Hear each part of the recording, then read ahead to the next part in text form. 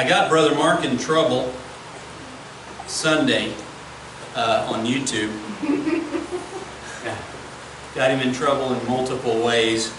And on one of it, on part of it, I guess on the captioning part, you have to turn that off on your personal computer. Because anyways, on his captioning, it said that he cussed in the sermon. I just want to clarify, he didn't cuss in the sermon, okay? But the word popped up there.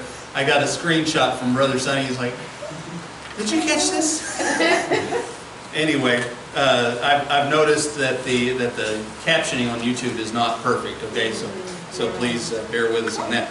Another thing I got him in trouble. He got in trouble by his sister Suzanne because he told a story about how she pulled out in front of an ambulance, and he said that she set him straight on that. That wasn't true, and so we just wanted to put a correction into this service. Is that about cover it, Brother Mark, or was there any more? Does that get you out of the doghouse? I wish I would have taken it down. It's a good sermon. I'm trying to pass. They come my neighbors too. I hope they don't see it. All right. I wanted to read this to you. This is from the latest issue of The Sword of the Lord. Listen to this, some of the things that are going on around the country. While Florida's abortion industry remains open for business, Florida's Hillsborough County Sheriff arrested Tampa Bay pastor Rodney Howard Brown for conducting services, but the abortion clinic was allowed to stay open. Food for thought. It is seen as essential, as an essential business. While exempting the abortion industry from closure, Virginia Governor Ralph Northam orders Christians who worship with 10 or more to face $2,500 fines and a year in jail. That is the governor of Virginia. Now that's the guy that thinks you should have the right to abort your baby a day after it's born. That's that guy. And so it also says, while abortion facilities remain open for business, New York Mayor Bill de Blasio threatened to close churches and synagogues permanently if they refuse to close their church during the coronavirus outbreak.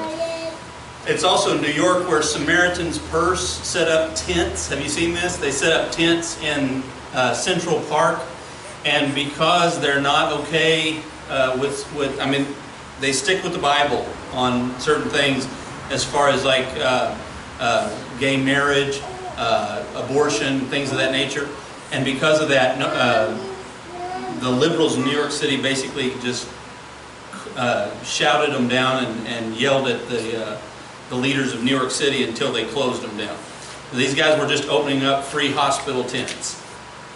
That's all they were doing in Central Park. And they didn't want help if it's coming from them. And so, just food for thought. I thought those things were some interesting things to think about. Psalm 44, and if you'll please stand for the reading of the Word. And I was going to say this, I'm surprised you didn't get banned from YouTube, Brother Mark, for saying the word Nazi.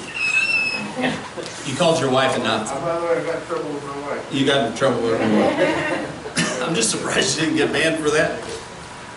Psalm 44, and beginning with verse number 1.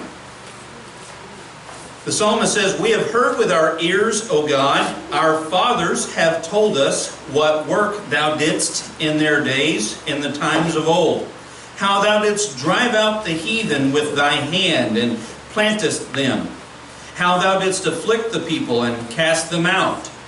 For they got not the land in possession by their own sword, neither did their own arm save them, but thy right hand and thine arm and the light of thy countenance, because thou hadst favor unto them.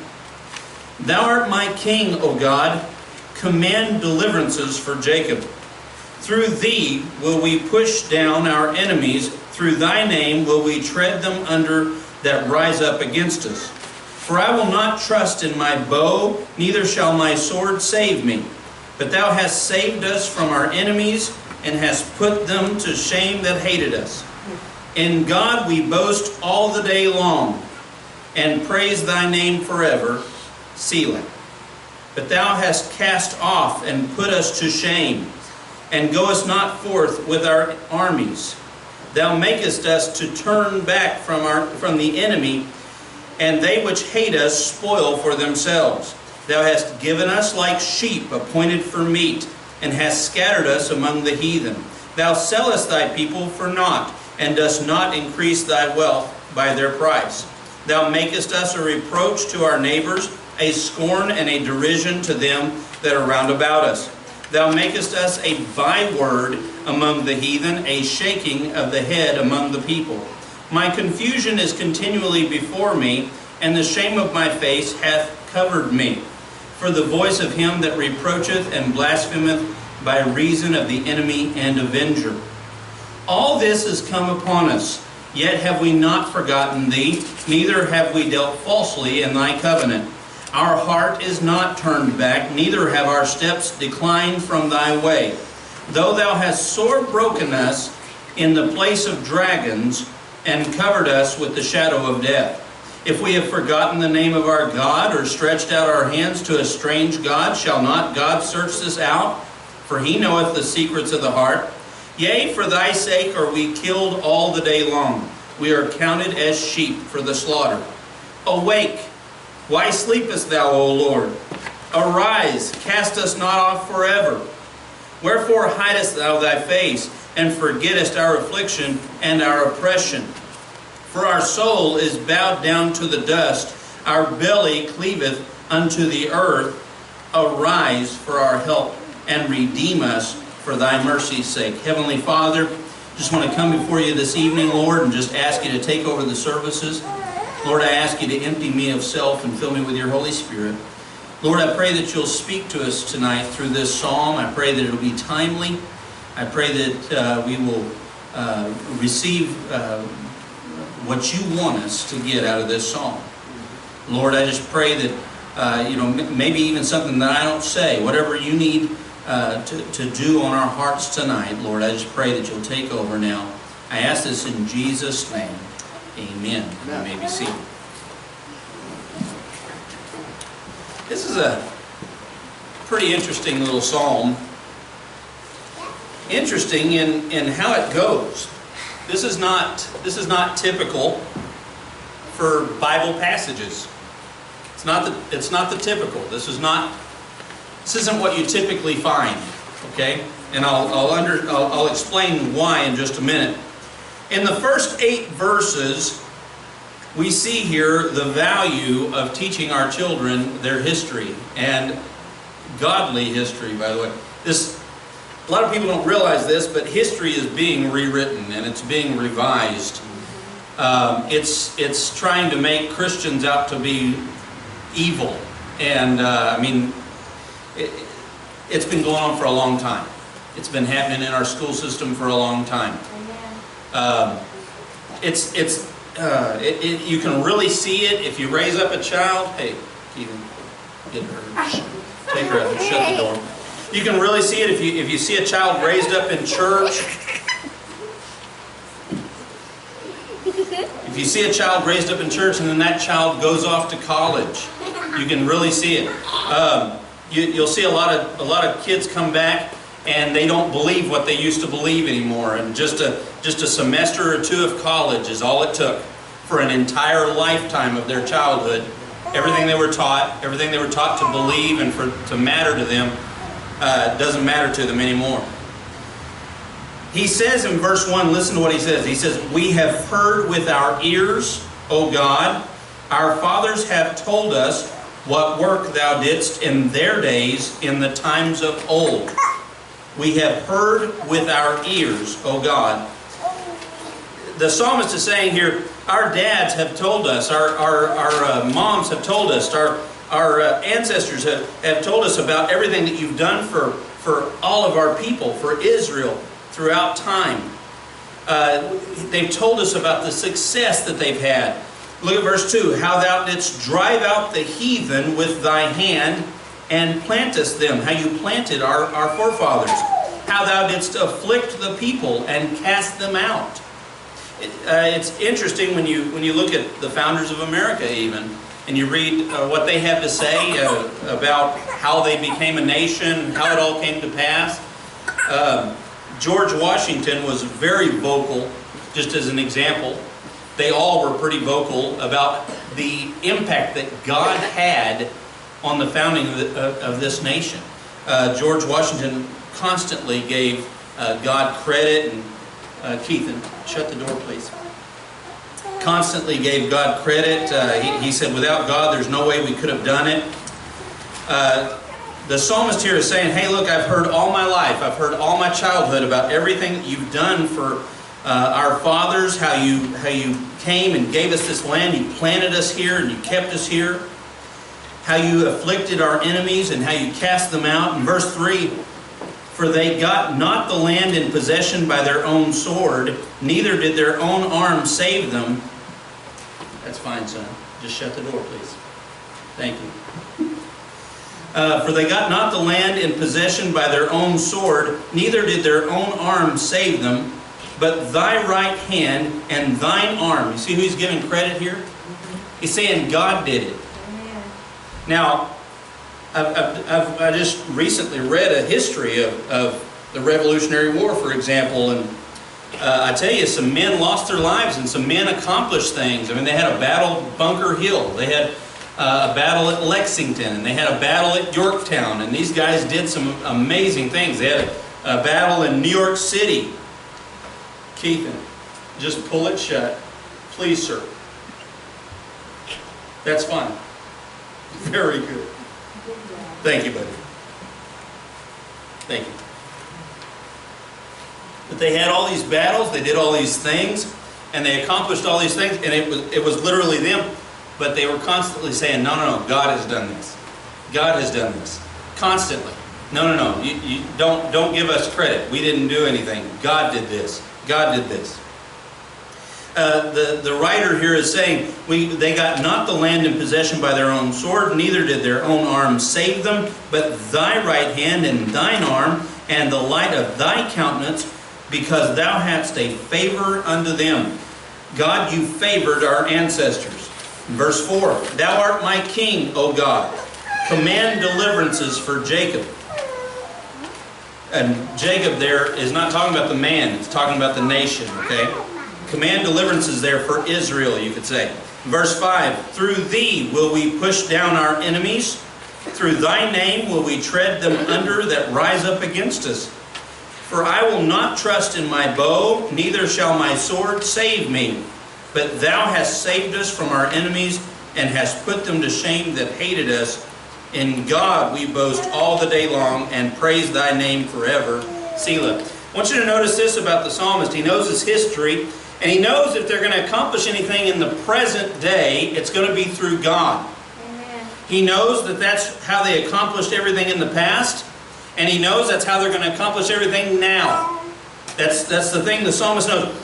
Nobody really knows who wrote this. I've looked at several writers. Some people think it might be David. Some people think it might have been during the time of the Maccabees. I don't think so. I agree with, I tend to think this is probably Hezekiah, simply because the next 3 Psalms are written by Hezekiah. It seems to be Hezekiah. And Hezekiah would kind of fit the billing here. He knows what his ancestors have gone through. He knows how they've won. He knows how he has inherited a kingdom that was given to him by ancestors, and he knows the stories that they told, and he knows how he's come to this time. If you know the time of Hezekiah, it was a very dangerous time. They dealt with disease, but they also dealt with an invasion. They dealt with an invasion by the Assyrians. They were led by a man named Sennacherib. Sennacherib, pretty vicious dude.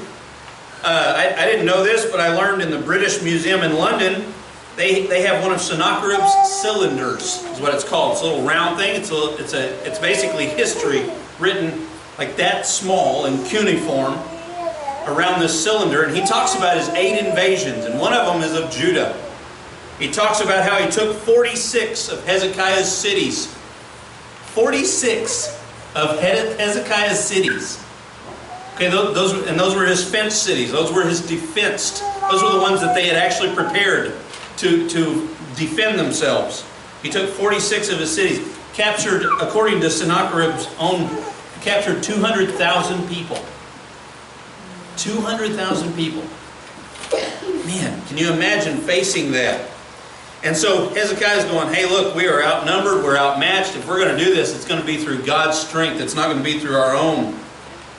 Look at verse 9, though, and here's where the psalm changes. This is why it's kind of unique. You don't read this very often, especially in the Psalms. He says in verse 9, but thou hast cast off. You've cast us off. He goes from verse 8 saying, in God we boast all the day long and praise thy name forever. Selah. To verse 9 he says, but you've cast us off. You've cast us off. You go grab her. Go shut the door. I apologize. Listen, that's Keithan's cat. No, just kidding. That's Johnny's cat. Listen, Johnny says she loves that cat because that cat acts just like her. And I agree. Cat is stubborn, nosy, goes shopping in places she didn't go shopping in. It's being recorded, isn't it? Yeah.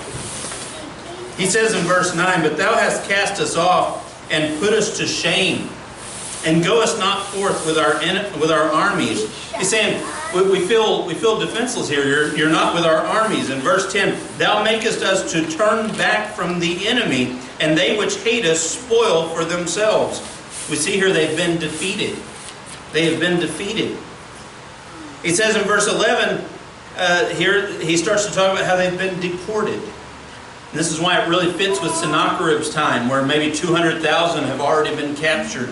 In verse 11 it says, thou hast given us like sheep appointed for meat, and hast scattered us among the heathen. You've scattered us among... Imagine somebody coming along and conquering your nation and making you move to Russia. Or making you move to Brazil. And you don't get a choice. In fact, if you fight back, you just get shot. They're not playing. They don't play around. They just kill you if you don't like it. Or maybe they move you to the middle of Africa. You don't get a choice. You don't get to choose to where you're going to relocate. That's what they dealt with. 200,000 people of Hezekiah's kingdom dealt with it. Sennacherib had already conquered the northern 10 kingdoms and dispersed them. I mean, I can't even imagine that. New town, you won't know the language either.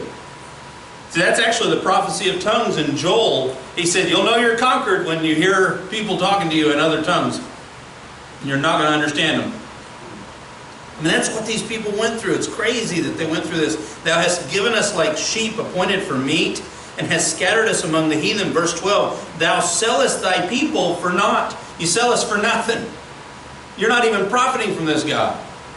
I mean, the psalmist is having a conversation with God here. Thou sellest thy people for naught, and dost not increase thy wealth by their price. You're not making anything on this. What is this profiting you? That this is happening to us. And then he talks about how they've been derided in verse 13. Thou makest us a reproach to our neighbors, a scorn and a derision to them that are round about us. It means they make fun of them. You like being made fun of?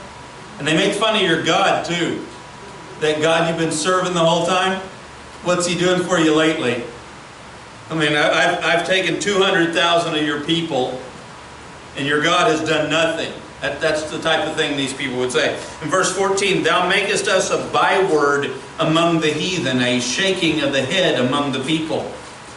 My confusion is continually before me. You can tell the psalmist is confused.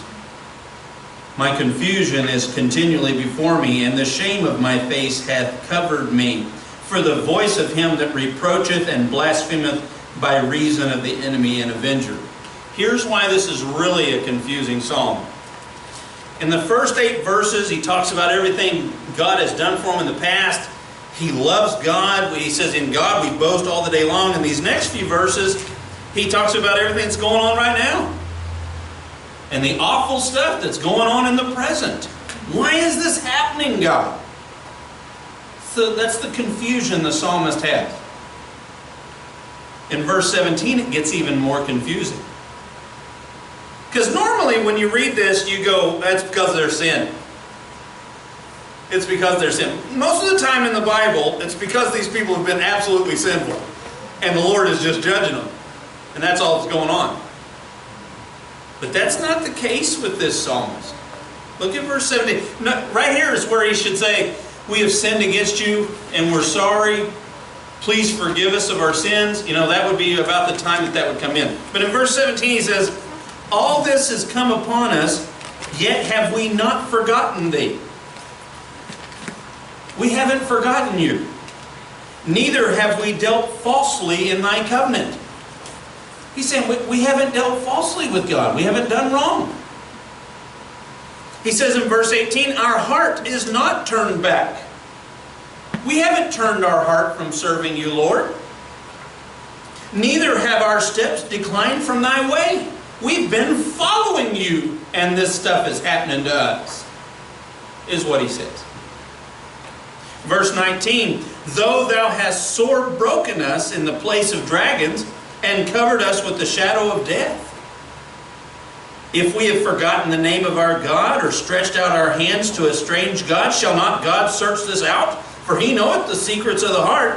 Yea, for thy sake are we killed all the day long, he says. We are counted as sheep for the slaughter. Think about this. Because normally this would be right about the time you find out these people have been very sinful. God is judging. This psalmist, I mean, he's recording truth here. He's not lying. These people have been serving God. And they've been serving God very well. They have given their heart and lives to the Lord. They are being slaughtered for His sake, according to this psalmist's words. He even challenges God a little bit here in verse 20 and 21. Listen to this. He says, if we have forgotten the name of our God, or stretched out our hands to a strange God, shall not God search this out? He says, wouldn't you know that? He kind of challenges God. God, where have we failed you? God, where have we done wrong? Search us out. Now that's pretty daring right there. I got to tell you, it takes some nerve to say, God, search me out. Where's my sin? This stuff's come upon us. Why? Shall not God search this out? For He knoweth the secrets of the heart. He is confident. This guy really does know the Lord. And he's really been walking with the... That's why it really seems to fit Hezekiah. Hezekiah was a godly king. And people were being slaughtered and cities were being taken. If you know how the story ends, it ends pretty good. But there had to be some days.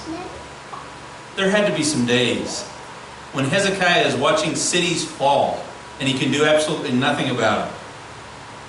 When he's watching disease and famine hit his country and he can do absolutely nothing about it. There had to be some days where he went, God, what is going on? What are you doing? I'm not out of context here. That's exactly what he starts to ask him in the next verses. He says in verse 23, awake, why sleepest thou? Now, does the Lord sleep? No. He has no need to. Right. He doesn't get tired. And in fact, in other parts of the Bible, I believe other parts in Psalms, it tells us he doesn't sleep. But the psalmist is struggling. This is a struggle that every Christian is going to go through at some point in their life. When they have been doing what the Lord is telling them to do, when their heart is with Him. When they really, I mean, they don't have any sin that they know about that they're harboring and keeping hidden from the Lord. They're not doing that. They're saying, Lord, search me out. What am I doing? What am I doing wrong that's brought this upon me? Every Christian is going to go through this. This psalm really reminds me of Job. Reminds me of the story of Job. Godly man doing exactly what he's supposed to be doing. Thinking thoughts that he's supposed to be thinking. Studying his Bible. Walking with the Lord. Has a healthy prayer life. I mean, he's just a godly man. Godly woman. Lord, why is this happening?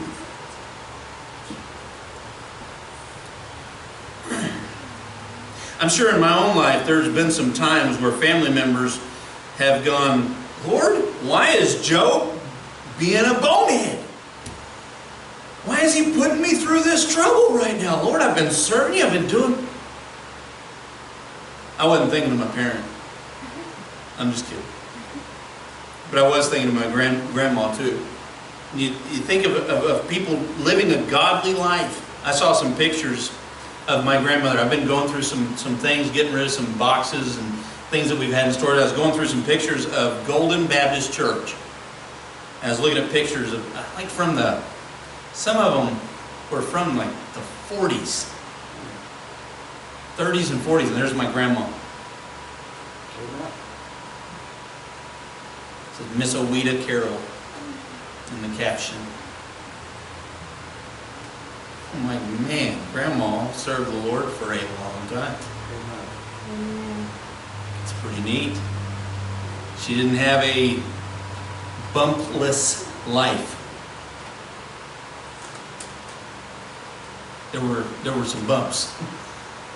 There were some tragedies. There were things that came along, even though she was serving the Lord and her heart was right with God. And this is going to happen in the Christian's life at some point. I'm weaker. I'm a little weaker. The other day, as that dentist is pulling my tooth out, I'm going, Lord, I've been serving you.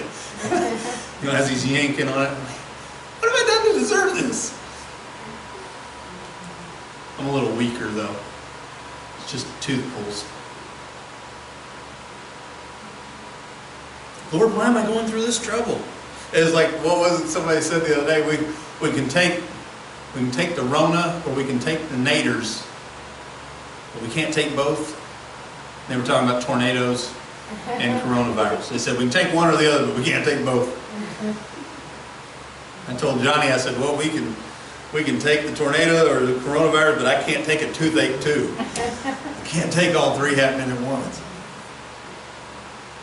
No, I mean, when your heart is right with the Lord and you're serving the Lord and bad things happen sometimes anyway, you're going to go, Lord, are you sleeping? Awake, why sleepest thou, O Lord? Arise, cast us not off forever. Don't cast us off forever. He asked in verse 24, wherefore hidest thou thy face? Why are you hiding your face from us, Lord? And forgettest our affliction and our oppression. Now, do we really think the Lord is forgetting the affliction and oppression that's going on there? Does he forget? When people harm his people? I think not. I don't think so. In fact, Jesus knew how much that God would remember what people have done, and when he's hanging on the cross, he says, Father, forgive them, they know not what they do. Because he knows how much the Father is going to remember. You think about it. Every time someone makes fun of you for being a Christian or mocks you in any kind of way or doesn't want to be your friend or doesn't want to run with you, that's fine. In fact, you may want to pray for them. Father, forgive them. They know not what they do. They don't know what they're doing. He says in verse 25, for our soul is bowed down to the dust, our belly cleaveth unto the earth. Maybe that's what the Lord's doing here. Maybe some of the people in this nation needed to be humbled. I don't know. Tell you what, a lot of Americans need to be humbled. Yeah, enough. A lot of them. A lot of them. I'd say majority. Easy. Easy majority.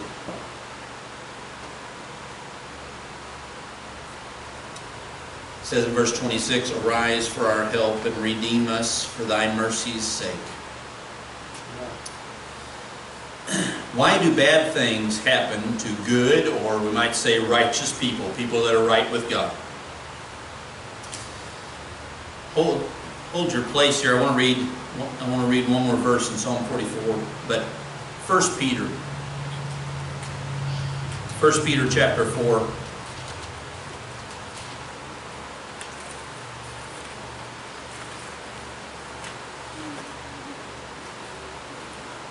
I could ask, hey Lord, I've prepared this sermon, I've gotten everything ready, I had to get the camera ready, I had to get all the fans set up, I had to get everything going. Why in the world are you allowing that cat to walk into church? Just kidding. But we do wonder those things sometimes, don't we? 1 Peter chapter 4 and verse number 12. Peter tells the Christians of his time, "Beloved, think it not strange concerning the fiery trial which is to try you, as though some strange thing happened unto you." Now that's an interesting statement. He says, don't think this is strange, what's happening to you. He says in verse 13, "But rejoice, inasmuch as ye are partakers of Christ's sufferings, that when his glory shall be revealed, ye may be glad also with exceeding joy. If ye be reproached for the name of Christ, happy are ye. For the Spirit of glory and of God resteth upon you. On their part he is evil spoken of, but on your part he is glorified." You know, the context here, he's talking about how they're going to be persecuted. We haven't faced that. We haven't even faced that, but these people are going to be persecuted.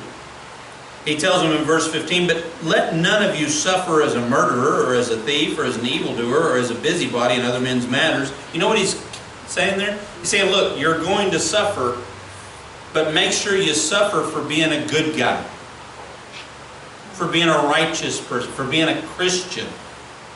Make sure you suffer. You know what he's acknowledging here? You're going to suffer. That's right. Amen. As a Christian. He's telling people right here, you're going to be walking with the Lord, you're going to be doing right, your heart is going to be with Him, you're going to have a right walk with Him, and you're still going to suffer. Stuff's still going to happen. Amen. Make sure you suffer for that reason and not for being a bad guy. What happens is suffering a lot of times hits a Christian, and then they go, well, I don't really want to, what's the point of serving God anymore? And so they go off and just want to do their own thing. And what happens right there is now you're going to suffer for the other reason. Yeah. He says in verse 16, "Yet if any man suffer as a Christian, let him not be ashamed, but let him glorify God on this behalf. For the time is come that judgment must begin at the house of God. And if it first begin at us, what shall the end be of them that obey not the gospel of God?"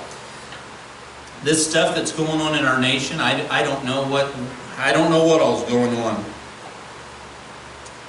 But I do think that judgment is beginning. Amen. It says right here that judgment begins at the house of God. Yes, sir. Amen. In the latest Baptist Times article, just got it in yesterday, the preacher pointed out, he said, we're going to be tested. We're going to see who are disciples and who are just mere consumers. He says we're going to see them. Because judgment is beginning at the house of God. And if it first, here's the thing, if it first begin at us, what shall the end be of them that obey not the gospel of God? We might taste a little bit of judgment in this life. Just a little bit. Might be a byproduct. Like I said the other day, if the tribulation were an earthquake, we might encounter some of the tremors beforehand. I don't believe Christians go through the tribulation. I believe it's Jacob's tribulation. I believe it's Jacob's trouble. I believe it's Israel's trouble. I don't believe it's Christians' trouble. I believe we're out of here Amen. at that time. But I do think there's going to be some tremors beforehand. Amen. I think there's going to be some tremors. Johnny was telling me they've got this locust invasion in Africa now. It's eating up all their crops. She said it's almost like the plagues. Yeah, it kind of is. It is like the plagues. Now, she also saw the other day where they've got this thing called the murdering hornet. Murder hornet. 2 inches long. 2-inch long hornet. It's in America now. It's native of Asia. It's been brought here now. For a long time I've mentioned that Burmese python problem they have in Florida. reaching up into Georgia now, spreading. I think some judgments are coming. Yep. I think they are. I think we're feeling some tremors. Amen. It says in verse 18, and if the righteous scarcely be saved, where shall the ungodly and the sinner appear? Hey, at least we're saved. Amen. I mean, really, at least our soul is saved, is what that's saying. Amen. It could be worse. You could be lost when this stuff starts. Verse 19, he says, wherefore, he concludes it, wherefore let them that suffer according to the will of God commit the keeping of their souls to Him in well-doing as unto a faithful Creator. In other words, trust God. Amen. Just trust the Lord. We've been praying for a long time that the Lord would do something, that He would get people's attention, Yeah, right. that He would wake America up. Yeah. Amen. I believe He's doing it. So Amen. first of all, why do bad things happen to righteous people? Well, the time has come that judgment must begin. Amen. Maybe that's what we're seeing. Maybe so. Another thing, I want to, and this kind of ties into it, Romans 8:28. Yeah. All things work together for good, for those who love God, for those who are called according to His purposes. Do you know He can take all this bad stuff that's happening and work it for good? Amen. I was talking to a preacher the other day. He said, you know, I hate to say that this has been a blessing.